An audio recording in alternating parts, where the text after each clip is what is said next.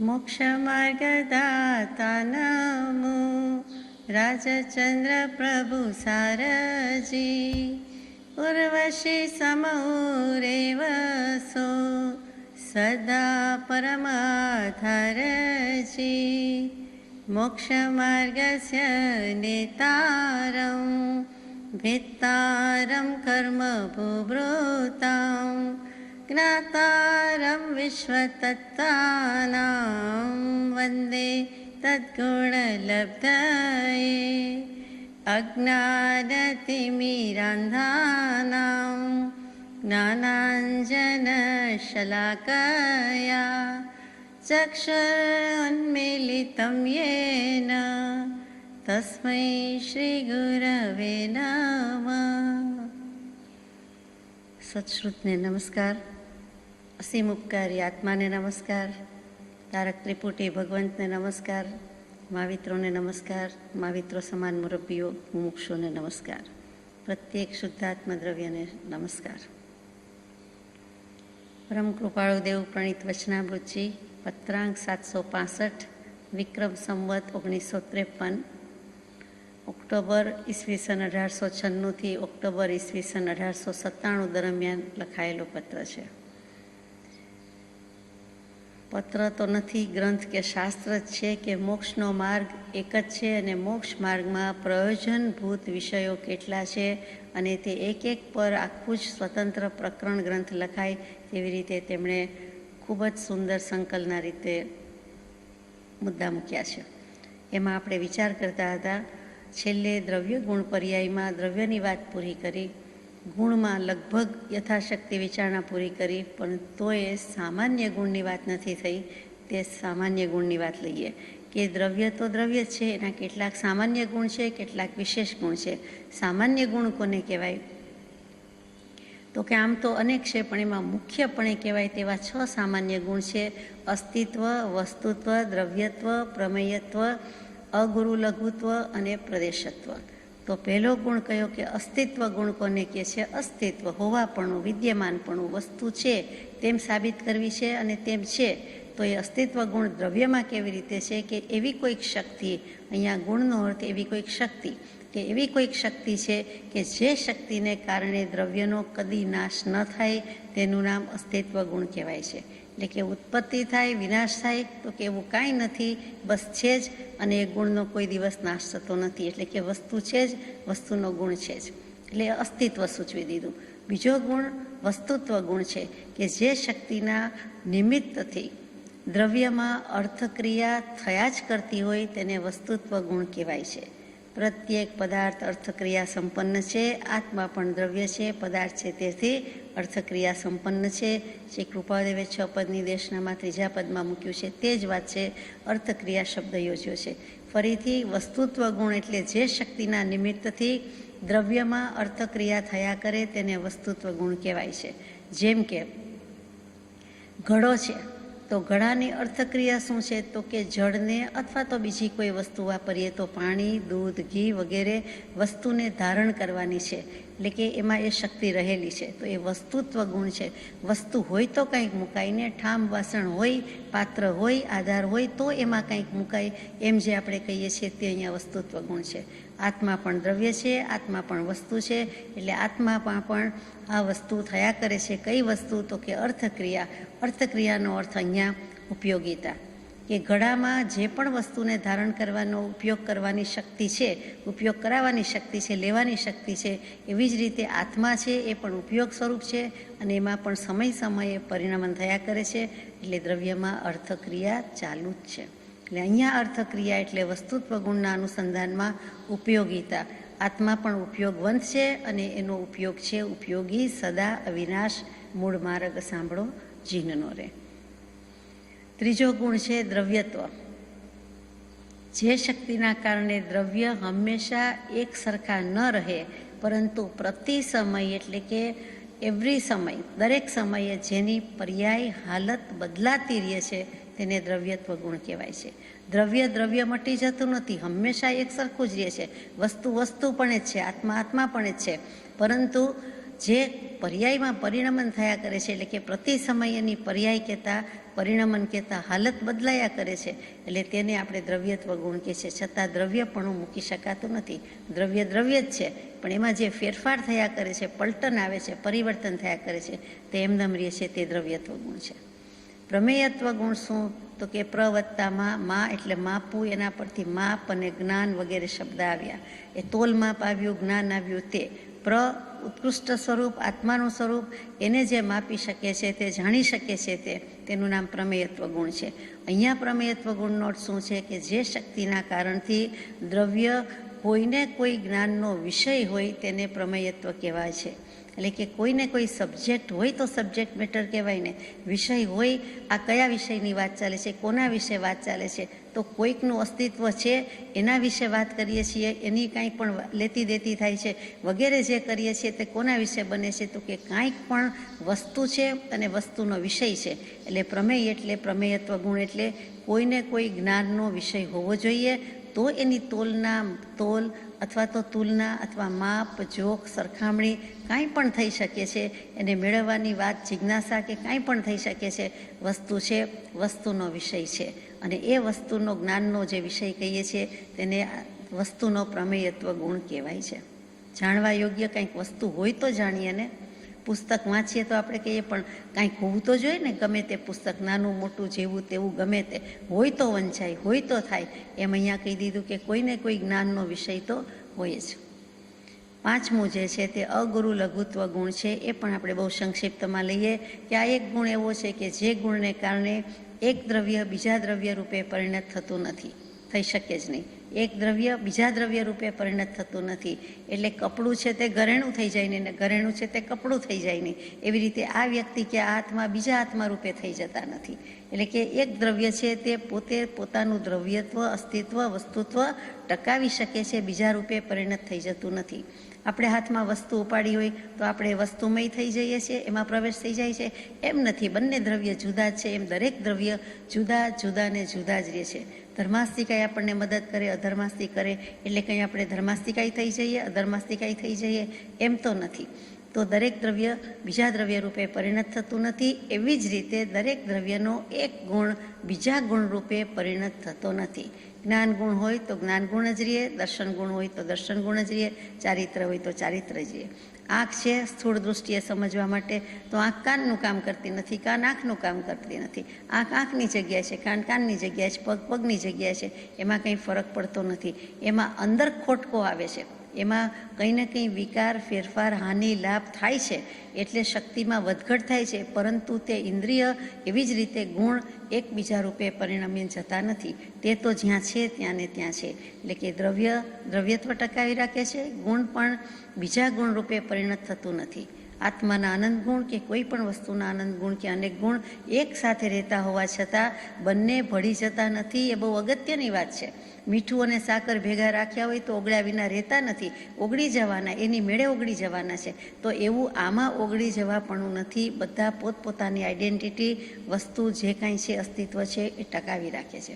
એટલે એક ગુણ બીજા ગુણમાં પરિણમી જતું નથી, એક દ્રવ્ય બીજા દ્રવ્ય રૂપે પરિણમતું નથી. એટલું જ નહીં કે બીજા દ્રવ્યના અનેક ગુણ એ તો લેતું નથી, પરંતુ પોતાનું એક દ્રવ્ય છે એના અનેક ગુણ છે એ પણ વિખેરાઈને જુદા જુદા થઈ જતા નથી. જ્ઞાન ગુણ પડી જતો નથી, દર્શન ગુણ પડી જતો નથી, અરે એકેય ગુણ પડી જતો નથી કે વિખેરાઈ જતો નથી.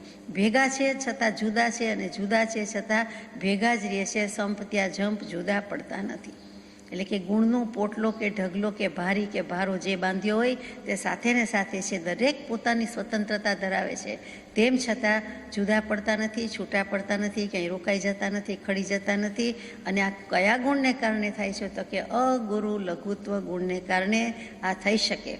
એકલા આત્મામાં નહીં, દરેક દ્રવ્યના સામાન્ય ગુણ છે. 6 દ્રવ્યમાં આ 6 સામાન્ય બોલ ઘટે છે, એટલે કે હોય છે. એટલા માટે વિચારવા જેવું છે કે એક દ્રવ્ય બીજા દ્રવ્ય રૂપે પરિણત ન થાય, એક ગુણ બીજા ગુણ રૂપે પરિણત ન થાય, અને અનેક ગુણ છે એ વિખરાઈને છૂટા પડી જતા નથી, જુદા પડી જતા નથી. આ બલિહારી, આ કૃપા, આ ઉપકાર કે આભાર અગુરુ લઘુ ગુણના કારણે જ છે.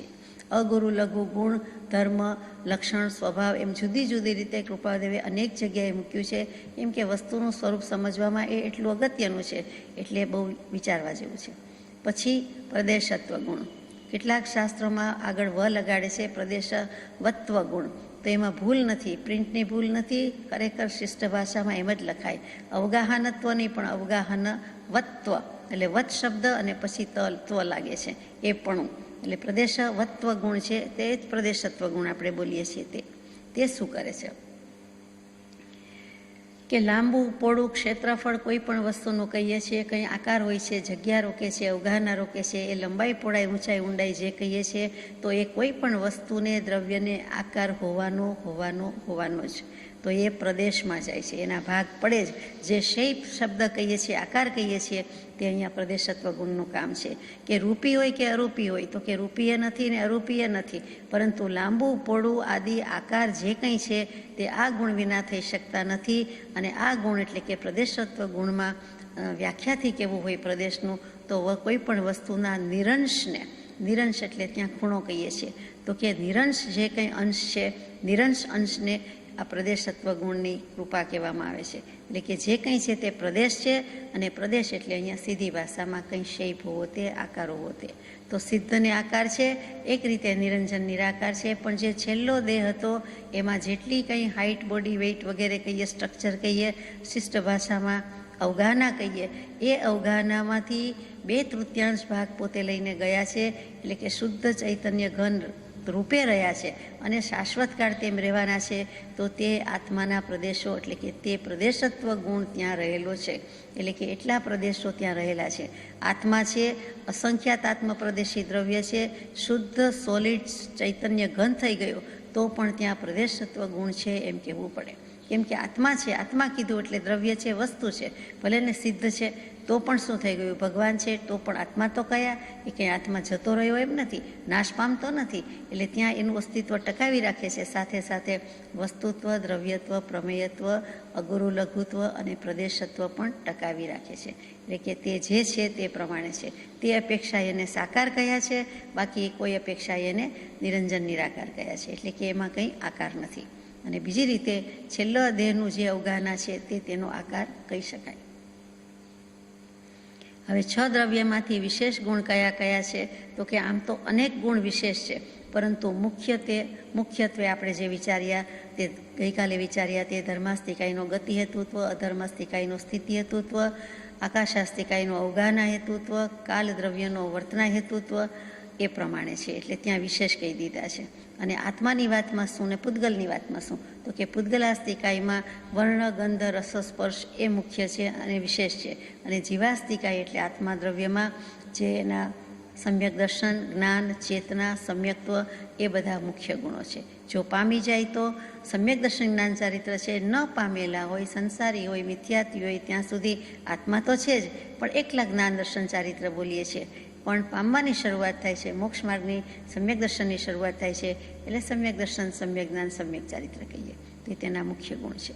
તો પ્રશ્ન થાય કે જીવ દ્રવ્ય છે એના અસાધારણ પારિણામિક ભાવ પણ છે, તો એ પણ આપણે ગઈકાલે યથાશક્તિ વિચાર્યું કે ભાવ કહેતા ગુણ કહેતા લક્ષણ છે, ભવ્યત્વ, અભવ્યત્વ અને પરિણામિકત્વ, એટલે કે પારિણામિક ભાવ, એ પણ આપણે વિચાર્યું. પછી કેટલીક વખત શાસ્ત્રોમાં અનુજીવી ગુણ શબ્દ આવે, પ્રતિજીવી ગુણ આવે. શબ્દ ઊંચો લાગે પણ પછી વાત સમજાય એટલે એમ થાય કે આ તો સીધી વાત છે. તો શું અનુજીવી ગુણ કોને કહેવાય, તો કે ભાવ સ્વરૂપ ગુણ હોય તેને અનુજીવી ગુણ કહેવાય. ભાવ સ્વરૂપ એટલે પોઝિટિવલી સ્પીકિંગ, એટલે કે અસ્તિત્વ રૂપે છે, વસ્તુ છે એ રીતે કહેવાય, તો તેને અનુજીવી ગુણ કહેવાય. જેમ કે આત્માને સમ્યક દર્શન છે, ચારિત્ર છે, સુખ છે, એમ જે બધું કહીએ છીએ એ બધું અનુજીવી ગુણમાં કહેવાય. પ્રતિજીવીમાં શું, તો કે અભાવ રૂપે જ્યારે કહેવામાં આવે છે તે ગુણને પ્રતિજીવી કહેવાય છે. ત્યાં ભાવ અને અભાવનો શાસ્ત્રોમાં અર્થ જુદો થાય છે.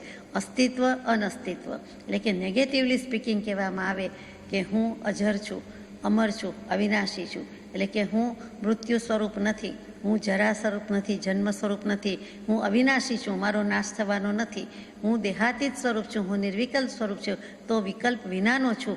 એમ જે રહિત, વગર, વિનાનો અભાવ સૂચક કહીએ કે હું અમૂર્ત દ્રવ્ય છું, આત્મા અરૂપી છે, આત્મા અમૂર્ત છે ત્યાં આગળ અ જે લાગતું હોય અથવા નકારાત્મક જ્યાં જ્યાં લાગતું હોય તે બધા પ્રતિજીવી ગુણ કહેવાય. એટલે કે અમૂર્તત્વ છે, અચેતનત્વ છે, એમ જે કાંઈ કહીએ છીએ તે. એટલે પહેલાંમાં બધું છે વાળું આવે, અનુજીવીમાં બધું છે અને પ્રતિજીવીમાં બધું નહીં. આ રીતે યાદ રહી જાય તેવું છે. અનુજીવીમાં બધું સહિત અને પ્રતિજીવીમાં બધું રહિત કહેવામાં આવે છે. તો આ વસ્તુ બહુ સમજવા જેવી હતી કે ગુણ જુદી જુદી રીતે હોય. સામાન્ય ગુણ, વિશેષ ગુણ, સાધારણ ગુણ, અસાધારણ ગુણ, અનુજીવી ગુણ, પ્રતિજીવી ગુણ અને બીજા પણ કેટલીક રીતે છે તે. હવે ગુણનું આપણે યથાશક્તિ અહીંયા પૂરું કરીએ છીએ. આગળ લઈએ છીએ પર્યાય શબ્દ છે તે.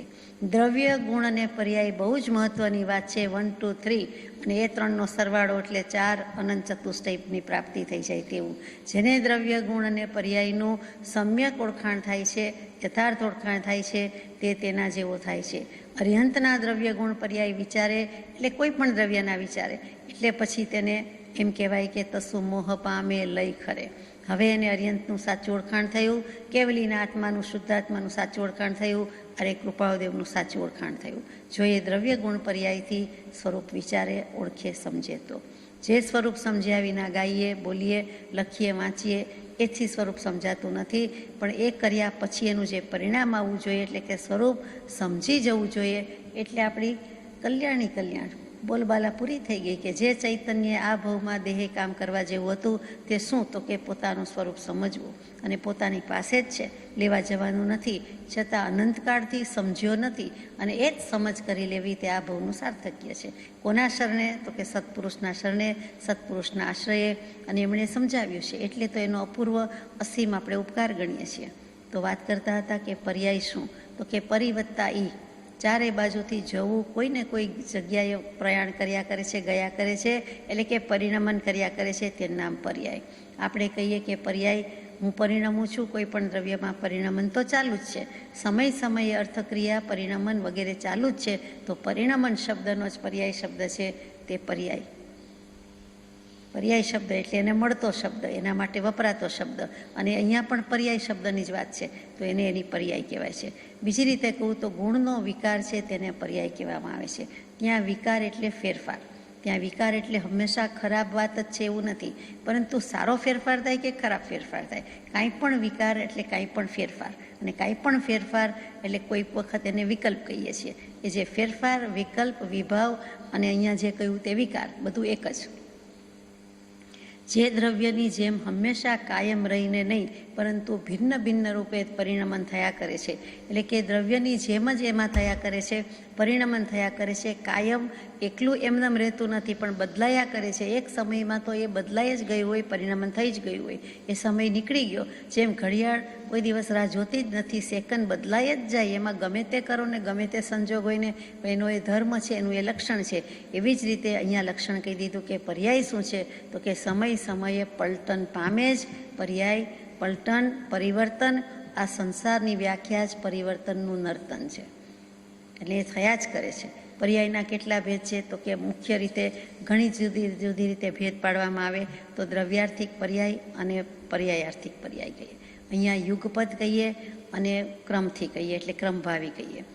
તો યુગપદ એટલે હંમેશા યાદ રાખવાનું, કોઈ પણ જગ્યાએ યુગપથ લખ્યું હશે, કોઈ વાર યુગપદ લખી નાખે પણ ખરેખર શબ્દ યુગપથ તો અડધો.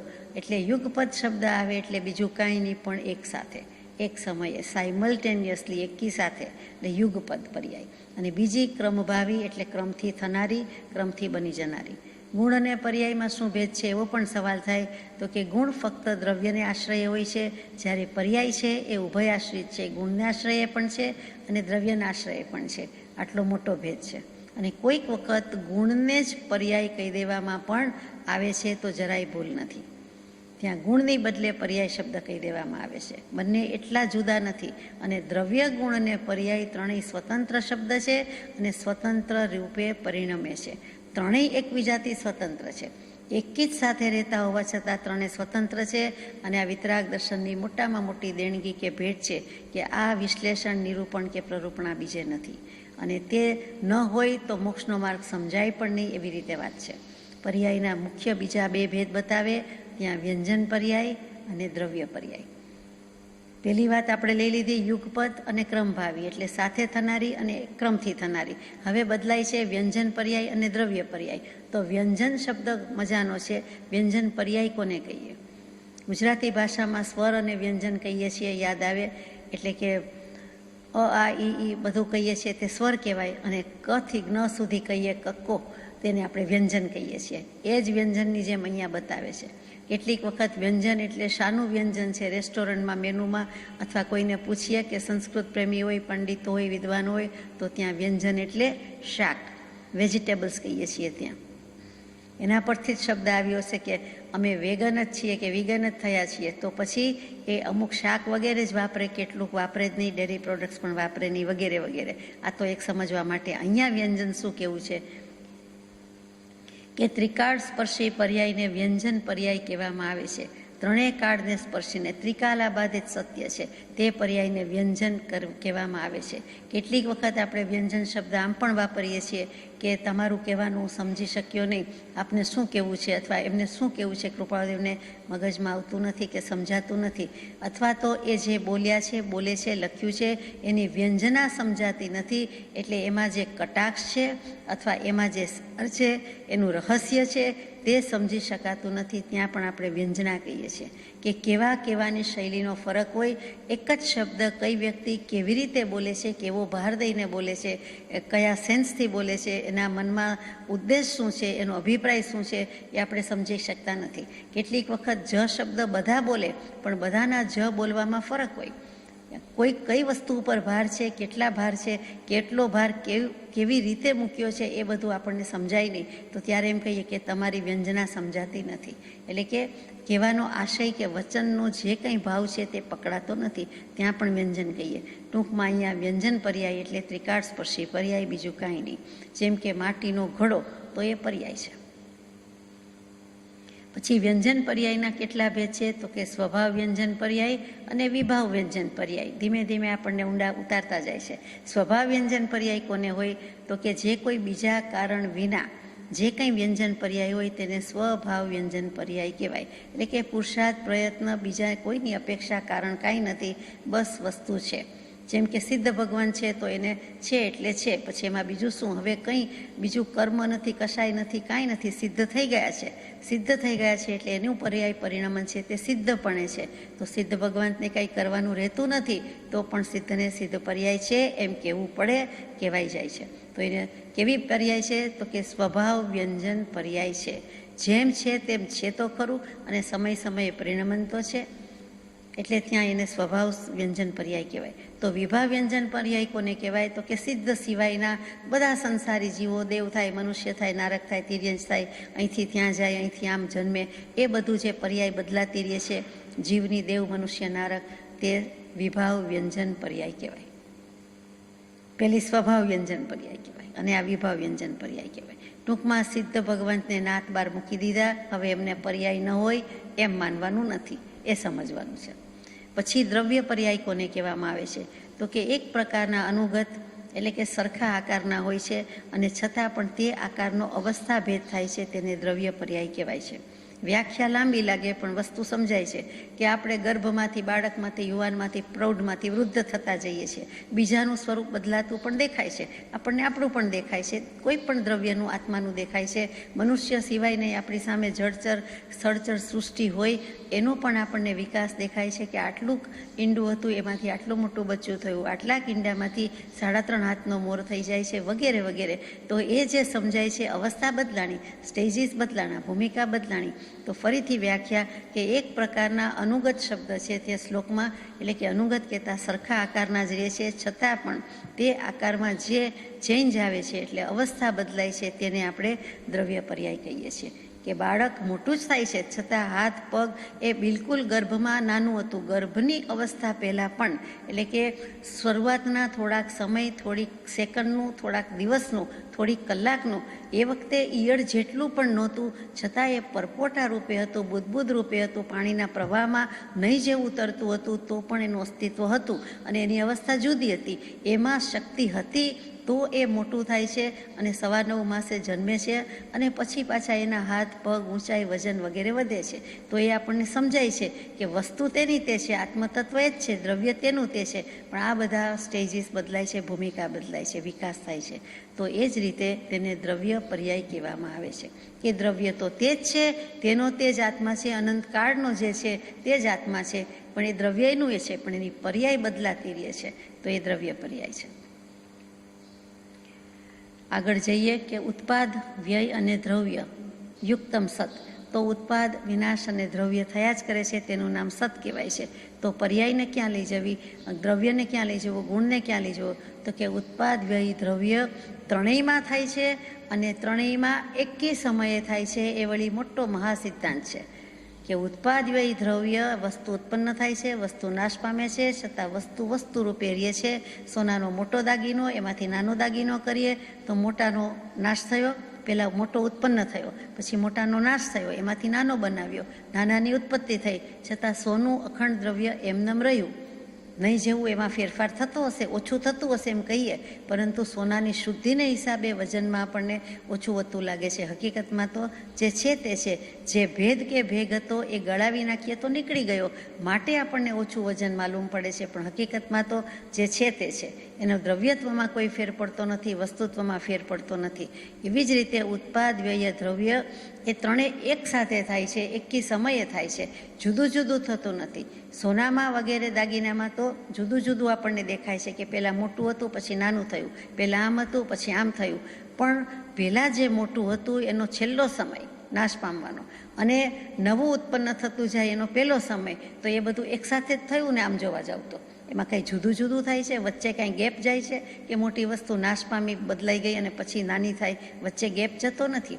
કેટલીક વખતે ગેપ જાય છે કે આપણે માનો કે ગળાવીને મૂકી દીધું, ગાડીને મૂકી દીધું, બનાવ્યું નહીં, તો આપણે કહી શકીએ કે મોટાને નાશ થયો, પણ નાનામાં જે લગડી રૂપે રાખ્યું એ વસ્તુ તો થઈ જ ને એક, તો એમાં ઉત્પત્તિ તો થઈ જ ને. એટલે કે ત્રણેય વસ્તુ એકસાથે થાય છે. ઉત્પાદ પણ થાય છે, વ્યય એટલે વિનાશ પણ થાય છે, વપરાય પણ છે, અને સાથે સાથે લય પણ પામે છે, અને છતાં ધ્રુવત્વ કે અખંડિતપણું ટકી રહે છે. એટલે આ બહુ જ સમજવા જેવો સિદ્ધાંત છે અને તે ધીમેકથી મૂકી દીધું છે.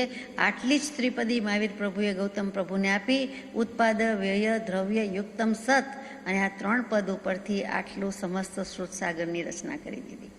ધન્ય છે ગૌતમ ગણધરને પણ. કોઈ પણ ગણધર ભગવંતને ધન્ય છે કે ભગવાનનો આશય સમજી જાય છે, દેશના આખી સાર રૂપે ગ્રહણ થઈ જાય છે, અને આટલું મોટું વિશાળ સાહિત્ય, સાગરથી પણ વધારે કહેવાય, પ્રવચન સમુદ્ર રચાઈ જાય એ જેવી તેવી વાત નથી. એ ગણધર લબ્ધી જ હોય, નહીં તો બની શકે નહીં.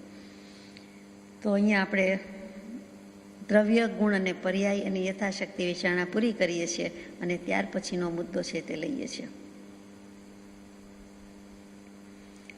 ત્યાર પછીનો મુદ્દો 3 અક્ષરમાં મૂકી દીધું, સંસાર. અનાદિકાળથી છે લઈને ફરીએ છીએ તે સંસાર. શું કામ? તો કે દ્રવ્ય, ગુણ, પર્યાયનું ઓળખાણ થયું નથી, અને પર્યાયમાં સર્વ વિભાવ પર્યાયમાં માત્ર પોતાને અધ્યાસથી ઐક્યતા થઈ છે, દર્શનમાં ગયો નથી, બીજી કોઈ સમજણ નથી, એટલે સંસારમાં ફર્યા કરે છે. વિભાવ પર્યાય કર્યા કરે છે તે કેવું છે? સંસાર એટલે જન્મવું, ઘર માંડવું એમ નહીં, જન્મવું, પરણવું, સંસાર એમ નહીં. સંસાર એટલે જ બધી બાજુથી સમય સમયે સ્વભાવમાં રહેવાની બદલે વિભાવમાં સરી પડે છે, એનું નામ સંસાર. સમ કહેતા સમ્યક પ્રકારે નહીં, સમ કહેતા ત્યાં બધી પ્રકારે, બધી રીતે, બધી બાજુથી, અને સરી પડે છે, શ્રુ ઉપરથી સરી પડે, એના પરથી સર્પ શબ્દ આવ્યો કે જે સરતો સરકતો જતો હોય છે તે.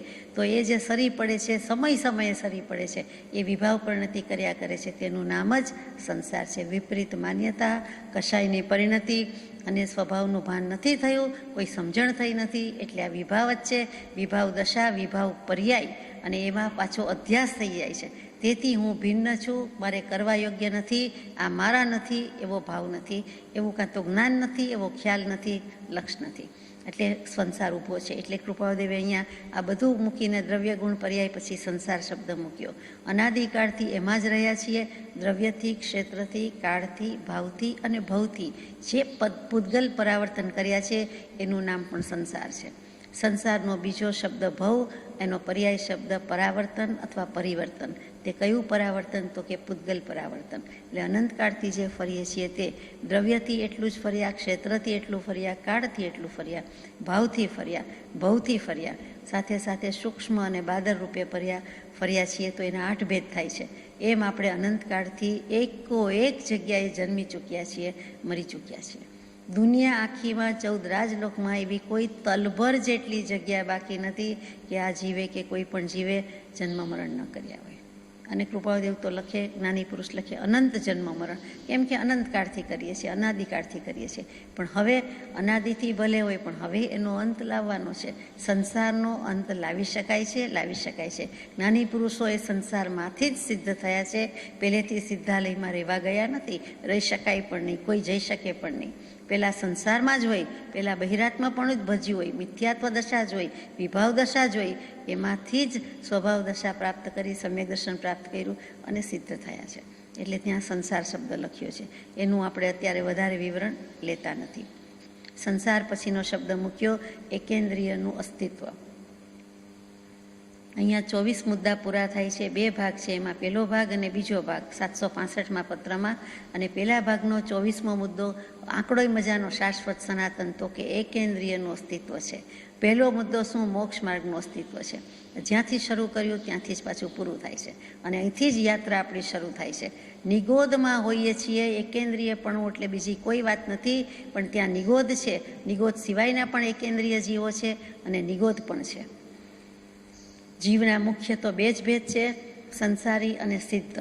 તો અહીંયા સંસાર કીધો, પછી સિદ્ધ તો પહેલાં જ વાત આવી દ્રવ્ય ગુણ પર્યાયમાં, પછી સંસાર કીધો એટલે સંસારી આવ્યા. તો સંસારી અને સિદ્ધ, તો સંસારની શરૂઆત જ ક્યાંથી થઈ? તો કે અનાદિકાળથી. તો કે 2 જ પ્રકારના જીવ, સંસારી અને સિદ્ધ.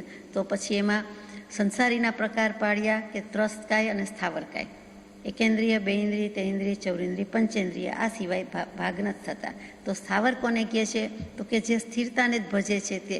શું કામ? તો કે નામ કર્મની એવી એક પ્રકૃતિ છે, સ્થાવર નામ કર્મના ઉદયથી જે સ્થિતિશીલ છે, એટલે કે અર્થાત જે ઠંડી ગરમી આદિમાં દુઃખથી પોતાનો બચાવ કરવાને માટે હરવા ફરવાની કે સ્થાન બદલવાની યોગ્યતા દાખવી શકતા નથી. સ્થિતિ કરેલા જ છે, સ્થિર જ છે, સ્થિરતાને જ ભજે છે, તેને સ્થાવરકાયના જીવો કહેવાય છે. અને તે સ્થાવરકાયના જીવો એટલે બીજું કાંઈ નથી પણ એકેન્દ્રિય જીવો છે. એટલે કે સૂક્ષ્મ અને બાદર 2 પ્રકારે છે, પૃથ્વીકાય, અપકાય, તેવકાય, વાયુકાય, વનસ્પતિકાય. આ 5 પ્રકારના સ્થાવર જીવો છે, સ્થિર છે. ભલે અગ્નિ અને વાયુ આપ કહેશો કે ગતિ કરી શકે છે, પણ એની સંજ્ઞાથી, ઈશારાથી, સમજથી કરી શકતા નથી. એનો સ્વભાવ છે એટલે અગ્નિ ઉપર જાય છે, અથવા તો હવા પવન આવે છે તો આમ તેમ ડોલે છે. પરંતુ પોતે પોતાની મેળે સ્વેચ્છાથી, ઇરાદાપૂર્વક, ઉપયોગપૂર્વક કાંઈ ગતિ કરી શકતા નથી, કારણ કે એ લક્ષણ એમનામાં નથી. વાયુકાયના જીવમાં પણ એ જ છે કે એની મેળે એનો સ્વભાવ જ છે, એટલે હરફર કરે છે, ગતિ કરે છે, પરંતુ કહેવાય તો એને સ્થાવરકાયના જીવો. એટલે કે પૃથ્વીકાય, અપકાય, તેવકાય, વાયુકાય ને અગ્નિકાય જે કહીએ છીએ, તેવકાય અને વાયુકાય 4. વનસ્પતિકાયને આપણે અહીંયા જુદી લઈએ છીએ, છે તો સ્થાવરકાય જ. એ પણ કંઈ હલનચલન કરી શકતી નથી. ગમે તેટલી ઠંડી ગરમી વરસાદ પડે પણ વૃક્ષ ત્યાં ને ત્યાં ઊભું છે. એને કાપવા આવે, છેદવા ભેદવા આવે, કટિંગ ટ્રીમિંગ કરવા આવે તો પણ એ બિચારું ક્યાંય ખસી શકતું નથી. ભયથી થરથર કાંપે છે, ધ્રુજે છે. એને નજીક જઈએ છીએ ત્યાં ખબર પડી જાય છે ભય સંજ્ઞા ચોક્કસ છે, પણ ગતિ કરી શકતું નથી, આપણે જાણીએ છીએ. આ જ સ્થાવરના 2 ભેદ, સૂક્ષ્મ અને બાદર. સૂક્ષ્મ જીવની વ્યાખ્યા પણ લેવાની છે કે જે સૂક્ષ્મ નામ કર્મના ઉદયથી, નામ કર્મની 103 પ્રકૃતિ છે, ઘણી પ્રકૃતિ છે. કર્મ પ્રકૃતિમાં નામ કર્મ, અને એની આટલી બધી પ્રકૃતિ, એમાં એક સૂક્ષ્મ નામ કર્મનો ઉદય છે. આપણને સૂક્ષ્મ નામ કર્મનો ઉદય નથી. આપણે આવડા મોટા જીવતા જાગતા દેખાઈએ છીએ, એટલે કે બેઠેલા છીએ, સ્થૂળ સ્વરૂપ ધરાવીએ છીએ, તો આપણને સ્થૂળ નામ કર્મનો ઉદય છે તો ખરો જ, એને સૂક્ષ્મ નામ કર્મનો ઉદય છે. તો જે જીવોને સૂક્ષ્મ નામ કર્મના ઉદયથી સૂક્ષ્મ શરીરમાં રહેવું પડે છે, જે જીવ કાપવાથી કપાય નહીં, છેદવાથી છેદાય નહીં, બાળ્યા બળે નહીં, માર્યા મરે નહીં, અને કોઈને રોકી શકે નહીં ને કોઈથી રોકાય નહીં, પોતે કોઈથી રોકાય નહીં, પોતે કોઈને રોકી શકે નહીં, અને છદ્મસ્થના જ્ઞાનમાં જોવામાં આવતા નથી, સર્વજ્ઞના જ્ઞાનમાં જણાય છે તેવા જે જીવ છે તે સૂક્ષ્મ જીવ છે. ઝીણામાં ઝીણું જંતુ પણ નરી આંખે દેખાયું, અથવા આપણને કોઈ પણ યંત્રથી દેખાયું, મશીનથી દેખાયું, તો તે સૂક્ષ્મ જંતુ નથી. ત્યાં એને સૂક્ષ્મતા નથી, એ બાદર છે. એ જોઈ શકાય છે, કોઈ પણ રીતે જોઈ શકાય છે. આ તો જ્ઞાનમાં જ જણાય છે, માત્ર કેવળ જ્ઞાનમાં જ જણાય છે. તે જીવોની વાત છે, તે સૂક્ષ્મ નામ કર્મના ઉદય છે. પૃથ્વી, પાણી, અગ્નિ, વાયુ, વનસ્પતિ, એના 5 પ્રકાર સૂક્ષ્મના છે અને 5 પ્રકાર સ્થૂળના છે. આપણને જે વનસ્પતિ, પૃથ્વી, પાણી વગેરે દેખાય છે તે સ્થૂળ દેખાય છે, સૂક્ષ્મ દેખાતા નથી. બાદર નામ કર્મ કોને કહે કે જે જીવ બાદર નામ કર્મના ઉદયથી બાદર શરીરમાં રહે છે. બાદર અહીંયા પારિભાષિક શબ્દ છે, એટલે કે દેખીતું દેખાય છે તે, સ્થૂળ દૃષ્ટિએ દેખાય છે તે. જે જીવ કાપ્યા કાપાય, છેદ્યા છેદાય, બાળ્યા બળે, માર્યા મરે અને છદ્મસ્થને પણ દૃષ્ટિગોચર હોય છે, તેનું નામ બાદર જીવો છે. એ બાદર સ્થાવર આ બધી એકેન્દ્રિયની વાત છે, એટલે આપણે વિગતમાં લઈએ છીએ. એમાં પૃથ્વીકાય, અપકાય, તેવકાય, વાવકાય, વનસ્પતિકાય. બાદર પૃથ્વીકાય, અગ્નિકાય વગેરે વિશે આપણે વિચાર્યું છે કે જે ખાણમાંથી હીરા, રત્ન વગેરે નીકળે છે તે શું છે? એ બાદર પૃથ્વીકાય છે. જે કાંઈ નીકળે છે ખાણમાંથી નીકળતી બધી જ વસ્તુને અને જેનું શરીર પૃથ્વી જ હોય છે તેનું નામ બાદર પૃથ્વીકાય છે. સ્ફટિક એમાં આવી ગયા, મણી, જેમ સ્ટોન્સ, પ્રેશિયસ સ્ટોન્સ એમાં આવી ગયા, રત્ન, ડાયમંડ્સ એમાં આવી ગયા, હિંગડો, હરતાલ, સીસુ, સોનું, ચાંદી, લોઢું, તાંબુ, માટી, ગેરું, આ બધા જ ખાણમાંથી નીકળતી વસ્તુ છે અને બાદર પૃથ્વીકાય કહેવામાં આવે છે. કોઈક વાર છકાઈ જીવમાં આપણે નિરાંતે લીધું છે, એટલે બહુ વિગતમાં લેતા નથી. અપકાઈ કોને કહે તો કે પાણી જ જેનું શરીર છે એ જીવો છે. પાણી જ જેનો આત્મા ને પાણી જ જેનું શરીર, એમ જે કહીએ છીએ. આપણે પાણી જોઈએ તો પાણીને આત્મા કેવો તો કે પાણી શરીર છે અને એનું જ શરીર છે અને એમાં જે બધા જીવો રહ્યા છે એ તો જુદા, પણ પાણી પોતે જ આત્મા, પાણી પોતે જ શરીર રૂપે રહેલું છે, તેને બાદર અપકાઈ કહેવામાં આવે છે. એમાં પણ 17 પ્રકારના ઘણું કરીને પાણી છે. તળાવનું, કૂવાનું, વાવનું, ઝાકળનું પાણી પણ એમાં લઈ લીધું છે. કરા પડે એ પણ લઈ લીધા છે, વરસાદ પડે એ પણ પાણી લઈ લીધું છે. એ બધા જ પાણીના પ્રકાર છે, એ સિવાયનો એ કંઈ 18મો કે 9વો પ્રકાર નથી. પછી બાદર તેજસકાય છે કે અગ્નિ જ જેનું શરીર છે તેને અગ્નિકાય કહેવામાં આવે છે. લાકડાનો અગ્નિ હોય, વીજળીનો અગ્નિ હોય કે પછી અરણીના લાકડાનો હોય જે ઘસતા થઈ જાય છે તે, જ્વાળા હોય તો એ પણ છે, તણખો હોય તો પણ એ અગ્નિનું જ સ્વરૂપ છે. અને દીવાનો પ્રકાશ કે જે દીવો લીટ કરીએ છીએ, પ્રગટાવીએ છીએ ત્યારે જે થાય છે તે, એ પણ અગ્નિકાય જ છે. એટલે બધા જ અગ્નિકાયના જીવો આવી ગયા એમાં. બાદર વાયુકાય કોને કહે છે કે જે વાયુ જ જેનું શરીર છે તે બધા છે. એમાં ઉત્કાલિક વાયુ, મંડલિક વાયુ, જે સાયક્લોન ને એન્ટી સાયક્લોન ને ચક્રવાત ને પ્રતિચક્રવાત ને જે બીજા બધા પ્રકારના થાય છે તોફાન, તે બધા જ વાયરાના પ્રકાર છે. વાયુના કારણે થતા જે કંઈ તોફાન છે તે બધા જ આમાં લઈ લીધા છે. એના પણ પ્રકાર મૂકેલા છે. એમાં ઘનવાયુ, તનવાયુ, શુદ્ધ વાયુ એ પણ બધા મૂકેલા છે. વાયુને ગેસ કહીએ છીએ, તે બધા પ્રકારના ગેસનો સમાવેશ પણ એમાં આવી જાય છે. પછી બાદર વનસ્પતિકાય કીધી છે કે વનસ્પતિ જ જેનું શરીર છે તે બાદર વનસ્પતિકાય. તેના 2 ભેદ, પ્રત્યેક અને સાધારણ. તો સાધારણ એટલે કોમન. તે કોમન શું તો કે નિગોદના જીવો છે તે, કે એક શરીરનો આશ્રય છે, પણ એમાં અનંતા જીવો 100ની અણી જેટલા ભાગમાં અથવા એથી પણ ઓછા ભાગમાં, એથી ઓછું આપણને કહેતા ફાવતું નથી કે કલ્પના કરી શકતા નથી, એમાં અનંત જીવો રહ્યા છે તે નિગોદના જીવ છે. એમાં કંદમૂળ છે, લગભગ 32 નામ આવતા હશે. બટેટા, કાંદા, લસણથી માંડીને બધું જ એ કંદમૂળ એ નિગોદના જીવ છે. એક શરીરમાં અનંત જીવો રહે છે. એક આપણે શ્વાસ લઈએ ને મૂકીએ ત્યાં 17.5 થી 18 વાર જન્મી ચૂકે છે, મરી ચૂકે છે. આ બધા જ નિગોદના જીવ છે. એના આહાર, શરીર, આયુષ્ય, શ્વાસોચ્છ્વાસ, ભાષા, મન, એમાંથી જેટલી પર્યાપ્તિ એમને હોય તે બધી એક સરખી છે. એટલે કે પોતાની જુદી જુદી છે, દરેક જીવ જુદો છે અને એટલી જગ્યામાં એને રહેવું પડે, જન્મવું પડે, મરવું પડે. આ નિગોદનું અવ્યક્ત, અપ્રગટ દુઃખ કોઈ જ્ઞાની પુરુષ કે વૈજ્ઞાનિક પણ કહી શક્યા નથી. એમણે અવ્યક્ત, અપ્રગટ કરીને શબ્દથી પૂર્ણાહુતિ કરી કે કહી શકાતું નથી એટલું એને દુઃખ છે, પણ જ્ઞાનમાં દેખાય છે. નરક કરતાં પણ કોઈ વધારે દુઃખ હોય તો તે નિગોદના જીવને છે. નરકના નારક જીવોના કરતાં પણ વધી ગયું એટલે નિકૃષ્ટ કોટીનું સૌથી નીચું હલકું અધમ જો કોઈ હોય તો તે નિગોદના જીવ. શેવાળ, લીલ ફૂગ થઈ જાય છે, કોઈ વસ્તુ બગડે એટલે તરત જ જે થાય છે તે નિગોદના જીવ છે. એવી જ રીતે અનાજ પલાળીએ, કઠોળ પલાળીએ અને ફણગાવીએ, શણગાવીએ, જે કહો તે, એટલે અંકુરા ફૂટી જાય, સ્પ્રાઉટ કહીએ છીએ તે, બીજ ફૂટી જાય, એ નવા જીવ છે. એટલું જ નહીં પણ અનંતા જીવ છે. નહીં જેવા દાણામાંથી આટલા બધા નીકળે છે, એ અનંતા જીવ છે. આપણને તો 2-5 નીકળે તો પણ ઓહોહો લાગે છે, ઉગી ગયા કહીએ છીએ. એ પણ ભગવાનને વાપરવાની આજ્ઞા નથી. એમાં અનંતા જીવ રહેલા જ છે. મનાય કે ન મનાય જુદી વાત છે, પણ જાગ્યા ત્યારથી સવાર કદાચ કોઈ વાપરતું હોય તો એમ થાય કે આમાં તો ભારે દોષ, ભારે પાપ છે. જૂનાગમમાં, જૈન શાસ્ત્રોમાં આ ફણગાવેલા, શણગાવેલા કઠોળ, અનાજ વાપરવાની ખરેખર આજ્ઞા નથી. આ બધા જીવ નિગોદના છે. કેટલીક જગ્યાએ લીલી શેવાળનું શાક બનાવવામાં આવે છે. એ લીલી શેવાળ એ પણ એક જાતની વનસ્પતિ કહીએ, એક જાતના જીવ છે. એટલું જ નહીં પણ નિગોદ છે. શેવાળમાં કેટલીક શેવાળ પ્રત્યેક છે, કેટલીક સાધારણ છે. આપણને ખબર ન પણ પડે તો આપણે નિગોદના જીવને માર્યાનું દુઃખ થઈ જાય છે. પહેલામાં એક વનસ્પતિને માર્યાનું દુઃખ છે, પહેલામાં નિગોદ એટલે અનંત જીવોને માર્યાનું દોષ છે. ચાઇના ગ્રાસ છે, એક જાતની શેવાળ જ છે. અને ચાઇના ગ્રાસની ઘણી બધી આઈટમ બહેનો બનાવે છે. વર્ષોથી બહાર પડ્યું છે, 25-50 વર્ષથી. એ પહેલાં કોઈ જાણતું નહોતું. જેટલો પ્રચાર 40-50 વર્ષથી છે એટલો પહેલાં ન હતો. હવે તો વધારે પ્રચાર થઈ ગયો છે. એમાંથી એક ખાસ જાણીતી નામ યાદ આવી જાય છે, બરી બનાવે. કે ગાય ભેંસ વગેરે વિયાયા હોય અને પછી એના જે દૂધની, તાજા દૂધની બરી બનાવે, એક જાતની મીઠાઈ બનાવે, તે પાક જેવું બનાવે તે. તો એ સાચા દૂધની બનાવે, એ પણ દોષ છે. એ પણ વપરાય નહીં, એ અભક્ષ્ય ગણાય છે. ઘણાને બહુ ભાવે છતાં કહેવાઈ જાય છે, હકીકત છે તે. અને એ જ બરી ચાઇના ગ્રાસની એવી આઈટમ બને છે કે ખબર પણ ન પડે કે આ સાચા દૂધની છે કે આ ચાઇના ગ્રાસમાંથી બનાવી છે. એવો જ સ્વાદ, એવો જ દેખાવ અને એવું જ. અને આ તો આપણને અનુભવથી ખબર છે. તો કે એ ચાઇના ગ્રાસ પણ એ પણ વાપરવા યોગ્ય નથી. ન ખબર હોય તો જુદી વાત છે, પણ એ ભક્ષ્યમાં આવતું નથી, એટલે કે અભક્ષ્યમાં આવે છે. આ બધા નિગોદના જીવો કીધેલા છે. અને નિગોદના જીવોમાં પણ વ્યવહાર રાશિ અને અવ્યવહાર રાશિ 2 પ્રકાર કયા.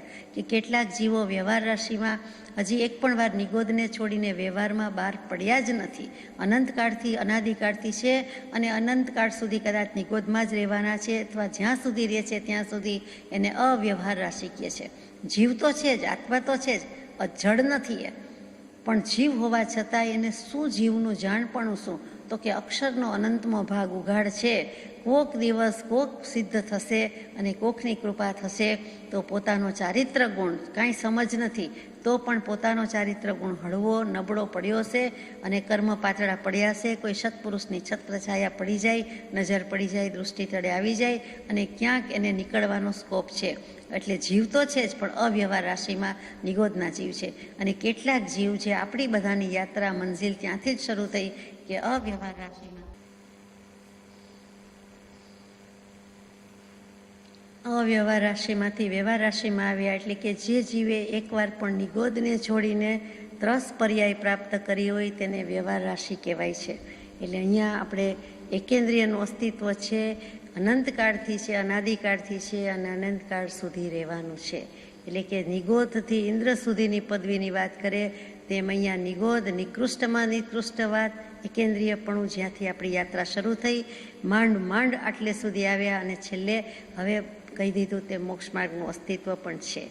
એટલે કે મોક્ષ માર્ગ છે આટલે સુધી આવ્યા તો હવે એકેન્દ્રિયમાંથી પંચેન્દ્રિયપણું, સંજ્ઞી પંચેન્દ્રિયપણું અને આટલા સંયોગોની ઉજમાળ વચ્ચે હવે મોક્ષ સાધી લેવા જેવું છે. એમ એકેન્દ્રિયના અસ્તિત્વ સાથે એ પહેલો ભાગ પૂરો થાય છે. ત્યાર પછી બીજો ભાગ શરૂ કરીએ છીએ. તેમાં પહેલો જ શબ્દ મૂક્યો છે કે પ્રમાણ. તે પ્રમાણ શું? નય અને પ્રમાણ સાથે જ બોલાતું હોય છે. અહીંયા પ્રમાણ લખ્યું છે તો આપણે પ્રમાણ શબ્દનો વિચાર કરીએ. પ્રમાં એના ઉપરથી જ બધા શબ્દ આવ્યા. પ્રમા, પ્રમાણ, પ્રમેય, પ્રમાતા વગેરે વગેરે. મૂળ શબ્દ પ્રમા, પ્રવત્તામાં, એના પરથી આ બધા શબ્દ આવ્યા. અહીંયા પ્રમાણ કોને કહીએ તો કે આપણે વ્યવહારમાં કહીએ છીએ કે આનું શું પ્રમાણ છે, એટલે કે આની સાબિતી શું છે, આની સિદ્ધિ શું છે, આ કોણે કહ્યું, આ કોણે બતાવ્યું, સાબિત કરી બતાવો, સર્ટિફાઈ કરી બતાવો. અથવા તો એના પરથી પ્રમાણપત્ર શબ્દ આવ્યો કે this is to certify that, એમ કરીને. તો કે આ જે કંઈ છે તે આથી પ્રમાણપત્ર આપવામાં આવે છે કે આથી જાહેર કરવામાં આવે છે કે એમ જે છે તે પ્રમાણ શબ્દ છે, બીજું કાંઈ નથી. એટલે કે જે જ્ઞાન પોતાનો અને પદાર્થનો નિશ્ચય કરે છે તેને પ્રમાણ કહેવામાં આવે છે. એ વ્યાખ્યામાં મૂકવું કેવી રીતે? તો કે પ્રમાણ છે, માં એટલે માપવું, તોલવું, જોખવું, પણ જે પોતે કોની સાથે માપે? તો કે પોતાનો અને પદાર્થનો નિશ્ચય કરે છે તેને પ્રમાણ કહેવામાં આવે છે. હંમેશા જ્ઞાનને પ્રમાણ કહેવામાં આવે છે. તો ત્યારે પૂછે છે કે શું જ્ઞાન જ પ્રમાણ હોઈ શકે છે? તો એમ જ છે કે કોઈ પણ બુદ્ધિ, મન, ઇન્દ્રિય બીજું કાંઈ જ પ્રમાણભૂત હોતું નથી. જ્ઞાન સિવાય એટલે કે આત્મા સિવાય બીજી કોઈ ઇન્દ્રિય, મન અથવા તો ઇન્દ્રિય અને વિષયનો સંયોગ છે એ પ્રમાણભૂત મનાતો નથી, જ્ઞાનરૂપ મનાતો નથી. આત્મા જ્ઞાન સ્વભાવી છે, એક ચેતન પોતે એક જ છે, બીજું બધું તો જડ છે. એટલે કે એનો પણ એક જ ગુણ એવો છે, આત્માના અનંત ગુણ છે. અનંત ગુણમાંથી એકમાત્ર જ્ઞાન ગુણની જ બોલબાલા છે. એટલે કે શું જ્ઞાન જ પ્રમાણભૂત છે? જી હા, જ્ઞાન જ પ્રમાણભૂત છે. સ્વ પર પ્રકાશકતાની શક્તિ એકમાત્ર જ્ઞાન ગુણમાં છે, જે સ્વને પણ પ્રકાશે છે, પરને પણ પ્રકાશે છે. માટે પરમ કૃપાદેવે લખ્યું કે સ્વ પર પ્રકાશકતાનો પ્રત્યક્ષ ગુણ જેને વિશે હોય એવું આત્મા હોવાનું પ્રમાણ છે. તો ત્યાં ચૈતન્ય સત્તા કહી દીધી અને પ્રત્યક્ષ ગુણ કહી દીધો. કોને? સ્વ અને પર પ્રકાશકતાને, બંનેને પ્રકાશે છે. પોતાને પ્રકાશે, બીજાને પણ પ્રકાશે છે. એવો જ્ઞાન નામનો ગુણ છે. એટલે ત્યાં પ્રમાણ કહેતા જ જ્ઞાન તો કે એમ જ છે. શ્લોક છે, શ્લોકમાં છેલ્લું ચરણ એમ છે કે જ્ઞાનમ પ્રમાણમ ઇતિ આહુહુ, એટલે કે વિદ્વાન ભગવંતો જે કોઈ છે, વિદ્વાનો અને ભગવંતો, શાસ્ત્રકર્તા અને ભગવંતો, એટલે અર્યંત પ્રભુ, કેવલી પરમાત્મા અને બધા જ આચાર્ય, ઉપાધ્યાય, મુનિ એ એક જ સરખો સૂર છે. શું? તો કે જ્ઞાનને પ્રમાણ કહેવામાં આવે છે, પ્રમાણને જ્ઞાન કહેવામાં આવે છે. એટલે જ્ઞાનમ પ્રમાણમ ઇતિ એ પ્રમાણે આહુહુ એમ કહ્યું જાય છે, વચનથી પ્રરૂપ્યું જાય છે. પ્રમાણના કેટલા ભેદ છે? આમ તો ઘણા ભેદ છે, જુદી જુદી અપેક્ષાએ છે. 40મા પત્રમાં કૃપાળુદેવે મૂક્યું છે તે ઇતિહાસ પ્રમાણ, આગમ પ્રમાણ, અનુભવ પ્રમાણ, પરંપરા પ્રમાણ અને પ્રમાણ. અને એની વ્યાખ્યા કરી નથી, પણ એ 5 પ્રમાણે છે કે ઇતિહાસથી સાબિત કરી શકાય છે, આગમ એટલે શાસ્ત્રોથી સાબિત કરી શકાય છે, પ્રમાણિત કરી શકાય છે, પ્રમાણભૂત માનવામાં આવે છે. પછી અનુભવથી કહેવામાં આવે છે. પછી પ્રમાણ એટલે જ્ઞાન એ જ પ્રમાણે જ જ્ઞાન. અને હજુ પણ એક રહ્યું પરંપરા એ કહેવામાં આવે છે. તો એ પ્રમાણના પ્રકાર જુદા. અહીંયા જે કેવું છે, સમજવાનું છે, તે પ્રમાણ શું હોઈ શકે? તો કે પ્રત્યક્ષ અને પરોક્ષ.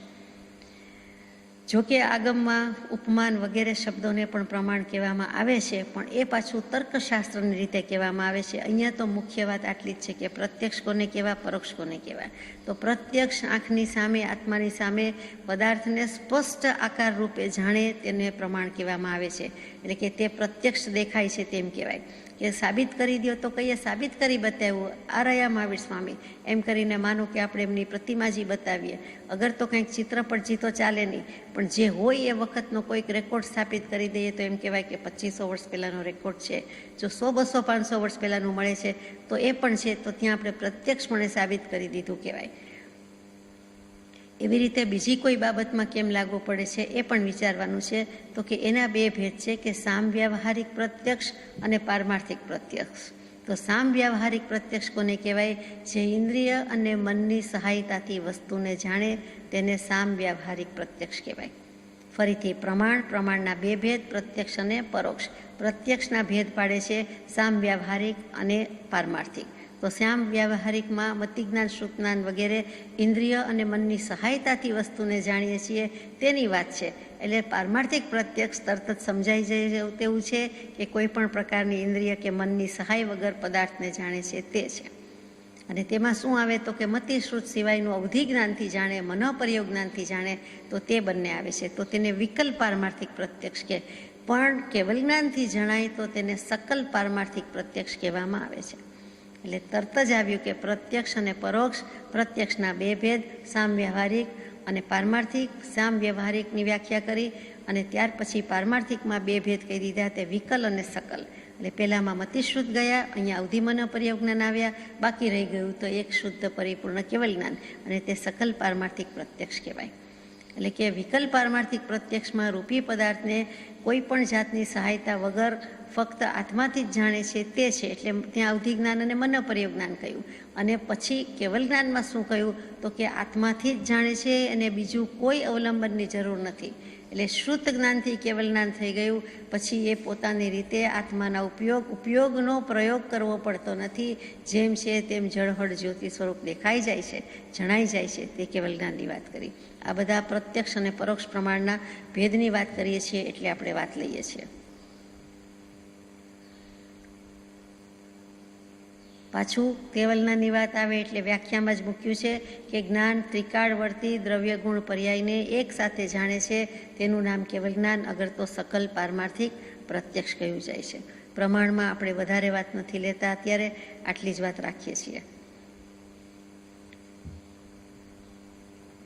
ત્યાર પછી છઠ્ઠું જે છે તે નય મૂક્યું છે.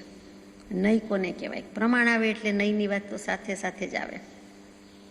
પ્રમાણ એટલે કોઈ વસ્તુને સંપૂર્ણપણે યથાતથ્ય જેમ છે તેમ જાણવી. તે માનો કે સમજવા માટે સ્થૂળ દૃષ્ટાંત કે એક સફરજન હોય તો સફરજનને અમુક એંગલથી પડ્યું હોય તો આપણને અમુક ભાગ જ દેખાય છે, સંપૂર્ણ દેખાતો નથી. આખું ગોળ ગોળ કે જે કંઈ શેપ હોય તે ફેરવીએ તો આખો દેખાય છે. એ પણ બાહ્ય સપાટીથી વાત થઈ.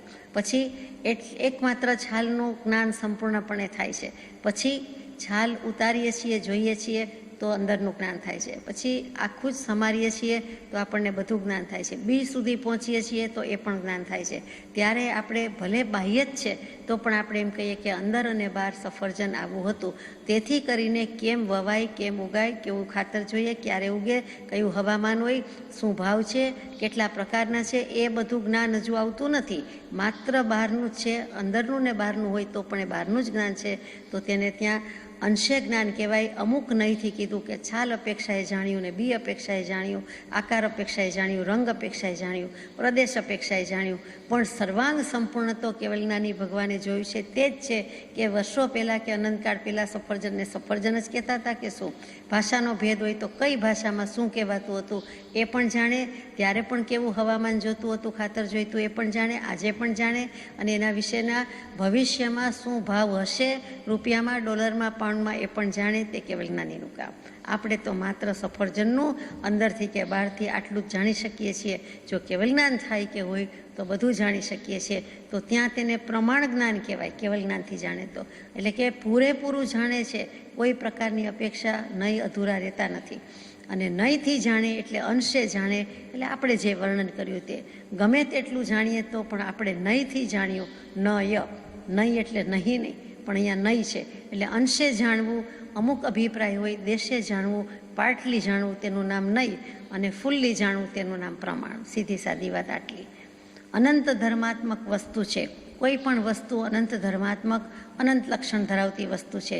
એમાંથી કોઈ એક ધર્મ અથવા તો એક કરતાં વધારે ધર્મને, લક્ષણને, ગુણને આપણે જાણીએ કે જાણી શકતા હોઈએ ત્યારે તેને નયથી જાણ્યું કહેવાય. અનંત જીનવાણી માટે કહીએ છીએ. નય નિક્ષેપે ભરેલી છે અને પ્રમાણી છે, વ્યાખ્યાની છે, વખાણી છે. કોણે? તો કે જીન ભગવંતે, કૃપાદેવે, વિતરાગ ભગવંતે. અને જે કોઈ જાણી તેણે જાણી તેણે માણી અને વખાણી. તો કે અનંત નય અને નિક્ષેપથી, નય અને પ્રમાણથી ભરેલી વાણી છે. કેમ કે વસ્તુનું સ્વરૂપ જ એવું છે. તે નયના મુખ્ય બે ભેદ છે, દ્રવ્યાર્થિક અને પર્યાયાર્થિક. દ્રવ્યાર્થિક નય છે તે દ્રવ્યને જ ગ્રહણ કરે છે, અને પર્યાયાર્થિક નય છે એ પર્યાયને એટલે કે વિશેષ પ્રકારે ગુણ અને પર્યાયને જ ગ્રહણ કરે છે. દ્રવ્યાર્થિક નયમાં કયા ભેદ આવે? તો કે નયગમ, સંગ્રહ અને વ્યવહાર. આ ત્રણ નય છે તે દ્રવ્યાર્થિક નયમાં આવે. જુઓ, નયના અનંત પ્રકાર છે. બધું અનંત છે. કર્મ અનંત પણ મુખ્ય 8, ગુણસ્થાનક અનંત મુખ્ય 14, નય અનંત મુખ્ય 7 અને ઉપનય 700 છે. અહીંયા 7 નયમાં 3 દ્રવ્યાર્થિક નય છે, 4 પર્યાયાર્થિક નય છે. નયગમ, સંગ્રહ, વ્યવહાર, રુજુસૂત્ર, શબ્દ, સમભિરૂઢ એવં ભૂત. એ પ્રકારે નયના ભાગ પડે છે. તો અહીંયા જે વાત થઈ તે દ્રવ્યાર્થિક નય પહેલાં લીધા. નયગમ, સંગ્રહ અને વ્યવહાર નય છે. નયગમ નય કોને કહીએ છીએ? બહુ જ ટૂંકમાં લઈએ છીએ. જરાય કંટાળો આવે એવું નથી, પણ ઇન્ટરેસ્ટિંગ છે કે જે અંશ, આરોપ અને વિકલ્પથી વસ્તુને જાણે છે તેને નયગમ નય કહેવામાં આવે છે. ન એકો ગમો, એક રીતે વસ્તુ જણાતી નથી, જાણી શકાતી નથી, અનેક રીતે જણાય છે. આપણે કહીને અમે કાંઈ એક જ થોડા છીએ, તમે એક જ થોડા છો. જગતમાં અનેક જીવો છે, અનંત જીવો છે, અનેક વસ્તુ છે, અનેક વ્યક્તિ માટે અનેક વસ્તુ બનેલી છે. આપણા એક માટે બધું નથી. એમ જેમ ભાગ પાડીએ છીએ, શેરિંગ કેરિંગ કરીએ છીએ, એ જ વસ્તુ અહીંયા છે કે ગમ જાણવું, સમજ લેવી, બુદ્ધ એ ગમ પડવો. તો કે એક રીતે ગમ પડે એવું નથી, વસ્તુનું સ્વરૂપ અનેક રીતે ગમ પડી શકાય એમ છે, જાણવું જોઈએ, જાણી શકાય એમ છે. એટલે જે અંશથી પણ જણાય, આરોપથી પણ જણાય, વિકલ્પથી પણ જણાય. નિગોદિયા જીવને આપણે સિદ્ધ કહીએ તો ખોટું છે? ખોટું નથી. કહી શકાય કે ભાવિમાં કોક દિવસ તો એ સિદ્ધ થવાના હશે. એટલે ભલે ને નિગોદમાં સિદ્ધપણું રહેલું છે, સર્વજીવ છે સિદ્ધસમ, તો આપણે સર્વજીવમાં રહેલું છે એમ કહીએ છીએ. એવી રીતે 14મા ગુણસ્થાનકવાળને સંસારી કેવો એ શોભે? તો કે શોભે, કેમ કે સંસારીને સિદ્ધ હજુ તો આ દુનિયામાં આપણી વચ્ચે હોય તો એને સંસાર જ કહેવાય, સિદ્ધશિલા પર ગયા નથી. એ જેમ અપેક્ષાએ બોલીએ છીએ એવી રીતે બાળકો એમ કે આ લાકડાનો ઘોડો છે, પણ એને ઘોડો જ કહેવાના છે. વારંવાર કંઈ લાકડાનો એમ નહીં બોલે. આ મારો ઘોડો છે, આ મારું રમકડું છે. તો ત્યાં લાકડાનો ઘોડો છે, લોઢાનો હોય, મેટલનો હોય, પ્લાસ્ટિકનો હોય, જે પણ હોય તે, તો તે વખતે આપણે ખોટું નથી બોલ્યા, પણ તે નૈગમ નહીંથી વાત કરી કહેવાય. જેમ કે ઘીનો ઘડો કહેતા હોય તો ઘી જ ભર્યું હોય એવું નથી, અથવા ઘડો કહી દીધો પછી એ માટીનો હોય કે કોઈ ધાતુનો હોય, પરંતુ એમાં ઘી ભરતા હોવાથી, ગોળ ભરતા હોવાથી, પાણી ભરતા હોવાથી કે દૂધ રાખતા હોવાથી આપણે તેને તેનો ઘડો કહીએ છીએ. તેનો બનેલો નથી, તેમાં ભરવામાં આવે છે. તો આપણી ભાષા આ બધા નય સાથે વણાયેલી જ છે, પણ આપણને એનો વિચાર નથી કે લક્ષ નથી. હવે નૈગમ નહીં આપણને કેટલો સહેલો પડે કે એમાં શું, તો કે અંશ આરોપ જે મૂક્યું હોય તે પણ બોલાય તો આમ જ. તો એ આપણને વણાઈ જ ગયું છે અને ખોટું નથી, સાચું છે, પણ એમ કહેવું પડે કે નૈગમ નહીંથી વાત કરી. એવી રીતે સંગ્રહ નહીંની વાત આવે તો કે પોતાની જાતનો વિરોધ ન કરીને અનેક વિષયોને એકપણે ગ્રહણ કરે તેને સંગ્રહ નહીં કહેવામાં આવે છે. એટલે સંગ્રહ એટલે કલેક્ટિવલી કહીએ છીએ, સામૂહિક રીતે કહીએ છીએ, ઇન જનરલ કહીએ છીએ, એ જે સ્વાભાવિક રીતે સામાન્યપણે બધા માટે કહેવાતું હોય તેને સંગ્રહ નહીં કહેવાય. આપણે કહીએ કે એમ તો હવે સામાન્યપણે કહે છે કે બધા ઘઉં જ છે ને, ગમે એવા હોય ને ગમે એવા ભાવના હોય, પણ એ સામાન્યપણે ઘઉં એટલે ઘઉં. એવી રીતે આત્મા એટલે આત્મા, જીવડા એટલે જીવડા, વનસ્પતિ એટલે વનસ્પતિ. પછી તમે એમાં ફળ લાવો, ફૂલ લાવો, પાન લાવો, થડ લાવો, ડાળી લાવો, ગમે તે લાવો. એવી રીતે સામાન્યપણે જે કહેવાય છે તે, એમાં લક્ષણ શું આવ્યું? પોતાની જાતિનો વિરોધ ન કરીને અનેક વિષયોને એકપણે ગ્રહણ કરે છે. પોતાનો જે જાતિ સ્વભાવ છે કે આત્મા છે પણ વનસ્પતિ કાયનો છે, એને વિરોધ આવતો નથી.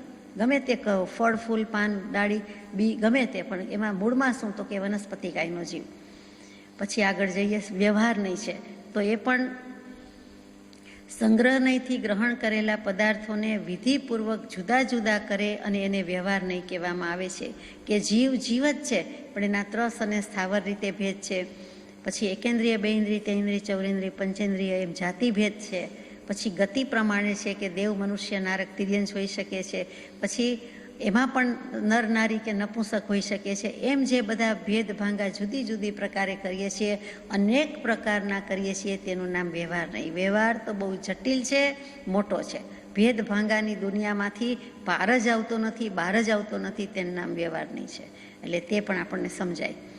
ત્યાર પછી પર્યાયાર્થિક નયમાં જે 4 ભેદ મૂક્યા છે તેની વાત કે ઋજુસૂત્ર નહીં, શબ્દ નહીં, સમભિરૂઢ નહીં અને એવંભૂત નહીં.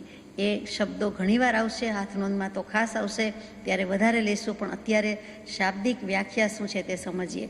કે ઋજુસૂત્ર નહીં કોને કહીએ, તો કે ઋજુ એટલે સરળ. અહીંયા ઋજુ એટલે સરળતા કેવી રીતે આવી, તો કે ભૂત ભવિષ્યની વાત છોડો, મૂકો, પણ વર્તમાનમાં જે હોય તે વર્તમાન પર્યાયને જ ગ્રહણ કરવી, તેનું નામ ઋજુ સૂત્ર નહીં. ઋજુ એટલે સરળ, સરળ એટલે આડી અવડી નહીં, ઊભી આડી નહીં, આગળ પાછળનું નહીં, ભૂત ભવિષ્ય નહીં. એટલે રહ્યું શું? એક વર્તમાન. તો કે વર્તમાનની વાત કરો. વર્તમાન નહીંથી શું છે? વર્તમાન પર્યાય શું છે? વર્તમાન સમય શું છે? કાલે આપણી પાસે શું હતું, આપણે કેવા હતા એ નહીં, આવતીકાલે કેવા હશું, ભવિષ્યમાં કેવા થઈશું નહીં, અત્યારે શું છે. અને લગભગ બધા ઋજુસૂત્ર નહીંથી વધારે જીવે છે. વ્યવહાર ઋજુસૂત્ર નહીંથી ચાલે છે. પહેલાં કંઈ કહીએ કે આટલું બેંક બેલેન્સ હતું તો એ ન ચાલે, અત્યારે શું છે, પૈસા આપો છો કે નહીં, અથવા ચેક લખો છો કે નહીં, રોકડા છે કે નહીં. એમ જે ઋજુસૂત્ર નહીં છે તે વર્તમાનને જ ગ્રહણ કરે છે. અને તે સાચી વાત છે કે વ્યવહાર લગભગ વર્તમાનથી જ થતો હોય છે, કે ભૂત ભવિષ્યની વાત આમાં ચાલે એવું નથી. શબ્દ નહીં કોને કહીએ છીએ, તો તો કે લિંગ, કારક, વચન, કાળ અને ઉપસર્ગ એ વગેરેના ભેદથી વસ્તુને જુદી જુદી રીતે ગ્રહણ કરે તેને શબ્દ નહીં કહે છે. શબ્દ એટલે આપણે જે બોલીએ છીએ તે જ શબ્દ. ભાષા તો કે એ જ એક માધ્યમ છે, વિચારો કે વાણી વ્યક્ત થાય છે તો થઈ શકે છે, વ્યવહાર તો થઈ શકે છે. તો એમાં લિંગ એટલે કે નર, નારી કે નપુંસક લિંગ, એટલે કે વસ્તુ કેવી, વસ્તુ કેવો કે વસ્તુ કેવું. એટલે જે આપણે બોલીએ છીએ તે કે કેટલીક વસ્તુને કેવા કહેવાય, કેવો કેવી અને કેવું, એ જે નાન્યતર જાતિ થઈ વ્યાકરણ આવ્યું તે લિંગ છે, બીજું કાંઈ નથી. પછી કારક, કારક એટલે વિભક્તિ, કે થી, નો, ની, નું, ના, વડે, દ્વારા, માટે એ બધી વિભક્તિ છે. તો એ વિના શબ્દ બોલી શકાતો નથી. તમને આપું ને તમે આપું એમ બોલાય, આપણે કંઈ તમે આપું છું, તમે આપું છું શું, તમને આપું છું. એવી જ રીતે શ્રી સદગુરુમ નમામી, સદગુરુ નમન કરું છું એમ નહીં, સદગુરુને નમન કરું છું. એ જે ને છે, ટુ સમબડી, ટુ સમથિંગ, એ જે કહીએ છીએ તે આપણે ટુ ભૂલી જઈએ તો ન ચાલે. ત્યાં મીંડું હોય ત્યાં મીંડું મુકાવવું જ જોઈએ, બોલાવવું જ જોઈએ, સ્પષ્ટ સંભળાવવું જોઈએ. તો લિંગ, કારક. પછી વચન, એ તો શબ્દથી જ વાક્ય બને છે ને વાક્યને જ આપણે વચન કહીએ છીએ, એ આવી ગયું. પછી કાળ એટલે હતો, છું કે રહેશે, છે, હતું કે રહેશે કે થશે, એટલે કે વર્તમાનકાળ, ભૂતકાળ કે ભવિષ્યકાળ. એમાં ભૂલ પડે તો ચાલે નહીં, એ પણ કાળ આવી ગયો. અને એ ભેદથી જુદી જુદી રીતે જે કહેવામાં આવે છે તે શબ્દ છે. એટલે અહીંયા શબ્દ નહીંની ઘણી બોલબાલા છે અને એક જ શબ્દના અનેક અર્થ થતા હોય છે. કેટલીક વખત પત્ની કહીએ, કેટલીક વખત વાઇફ કહીએ, એ તો શબ્દ ભાષાનો ભેદ છે. કેટલીક વખત વહુ કહીએ, કેટલીક વખત ભાર્યા કહીએ, કેટલીક વખત દારા કહીએ, કેટલીક વખત કલત્ર કહીએ, અને કેટલીક વખત ધર્મચારીણી, સહધર્મચારીણી કહીએ. તો એ બધા શબ્દો જેમ જુદા જુદા છે, જેના જેના પર્યાય શબ્દ છે તે એ શબ્દ ઉપરથી થાય. એવા જ સૂર્ય અને ચંદ્ર ઉપર લાગુ પડે, એવા જ કમળ ઉપર લાગુ પડે કે તરત જ અર્થ બદલાઈ જાય. કે જલજ એટલે કમળ, શું કામ, તો કે જલ એટલે પાણી, પાણીમાં જન્મે છે તે. એવી રીતે કમળ, તો ક એટલે શું છે, તો કે ક એટલે જ્ઞાન, ક એટલે પાણી, પાણીને જે શોભાવે છે તે, એટલે કે કમળ. એવી રીતે બધામાં અર્થ બદલાતા જાય. બહુ ઇન્ટરેસ્ટિંગ વાત છે. પછી સમભિરૂઢ નહીં છે, એ પર્યાયવાચક શબ્દોની વ્યુત્પત્તિના ભેદથી અર્થને જુદી જુદી રીતે ગ્રહણ કરે છે. જેમ કે ઇન્દ્ર છે તે જ શક્ર છે ને તે જ પુરંદર છે. તો એના પણ શક્ર ક્યારે બોલાય, પુરંદર ક્યારે કહેવાય,